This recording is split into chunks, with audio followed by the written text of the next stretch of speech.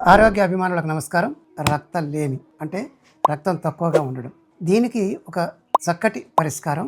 మీరు దానిమ్మ జ్యూస్, మనం ఆయుర్వేదంలో చూసుకుంటే దానిమ్మ జ్యూస్ని ఒక పండు ఒలిచి ఆ గింజల్ని జ్యూస్ చేసుకొని దాంట్లో వడగట్టి దాంట్లో గోధుమ గడ్డి ఒక స్పూన్ వేయండి. గ్లాస్ జ్యూస్లో ఒక స్పూను గోధుమ గడ్డిని కలుపుకొని ఉదయం పూట పరిగడుపున తాగండి. ఇలా ఉదయం అలాగే సాయంత్రం భోజనానికి ఒక 40 నిమిషాల ముందు లేదా గంట ముందు తీసుకోండి.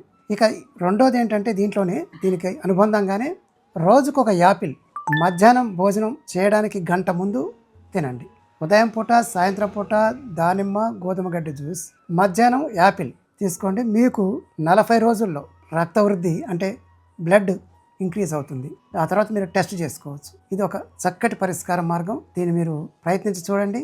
లేదా పచ్చి గోధుమ నారు అంటే మీరు ఇంటి దగ్గర పెంచుకునేటటువంటిది కావాలి. బయట మార్కెట్లది కాకుండా ఇంటి దగ్గర గోధుమ గడ్డి పెంచుకొని ఆ గోధుమ గడ్డిని రోజు ఒక పిడికెడు కడిగి జ్యూస్ పట్టుకొని దాంట్లో తేనె నిమ్మరసం కలుపుకొని తాగినా కానీ మీ బ్లడ్ అవసరమైనంత మీకు పెరుగుతుంది. దీనికి వేరే ఇంకా మనం ఏ ట్యాబ్లెట్లు వీటి వాడకుండా దీని ద్వారా గోధుమ గడ్డి ద్వారా కూడా మనం రక్తాన్ని వృద్ధి చేసుకోవచ్చు, పెంచుకోవచ్చు. నమస్కారం.